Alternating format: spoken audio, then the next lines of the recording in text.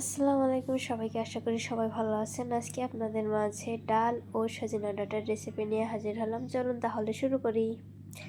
সুন্দর করে ডালগুলো ধুয়ে সিদ্ধ করার জন্য বসিয়ে দেব। সিদ্ধ হয়ে গেলে এক সাইডে রেখে দেব। তারপর কড়াইয়ে পরিমাণ মতো তেল দিয়ে গরম করতে রেখে দিব। তেল গরম হয়ে গেলে কেটে রাখা পেঁয়াজ ও কাঁচা ঝালগুলো দিয়ে ভেজে নিব। পেঁয়াজগুলোর কাঁচা কাঁচা ভাব যখন চলে যাবে এবং লাল লাল কালার যখন চলে আসবে তখন অন্যান্য মশলাগুলো দিয়ে সুন্দর করে কষিয়ে নিতে হবে। আমি এখানে মশলা ইউজ করেছি 1 চামচ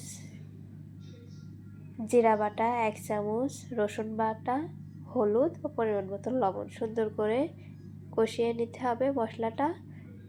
মশলা যত কষানো হয় তরকারি তত বেশি মজা হয়। সুন্দর করে নাড়াচাড়া করে অল্প একটু পানি দিয়ে মশলাটা ভেজে নিব।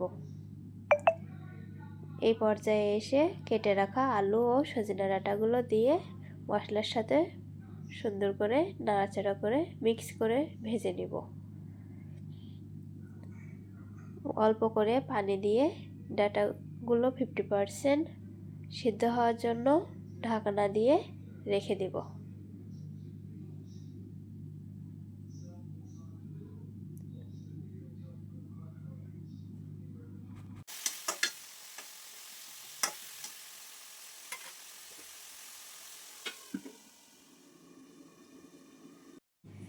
ঢাকনা খুলে মাঝে মাঝে তরকারিটি নাড়াচাড়া করে দিব যাতে নিচে না লেগে যায়।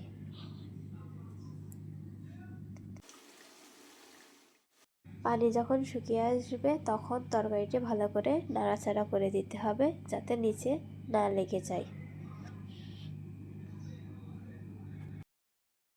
ডাঁটাগুলো সিদ্ধ হয়েছে সুন্দরভাবে, বুঝতেই পারছেন আপনারা। এই পর্যায়ে এসে আমি সেই ডালগুলো দিয়ে দিব।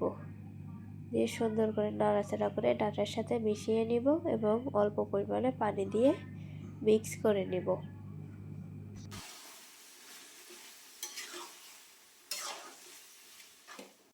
এখানে আমি ঝোলের পানিটাও দিয়ে দিলাম। ডাঁটা যে 50% সিদ্ধ ছিল সেটা যেন পুরোপুরি সিদ্ধ হয়ে যায় এজন্য।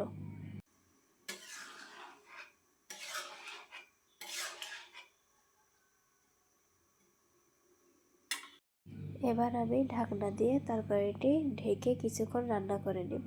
এই তো দেখতেই পারছেন টকবক করে ফুটতেছে, মানে প্রায় আমার তরকারিটি হয়ে এসেছে।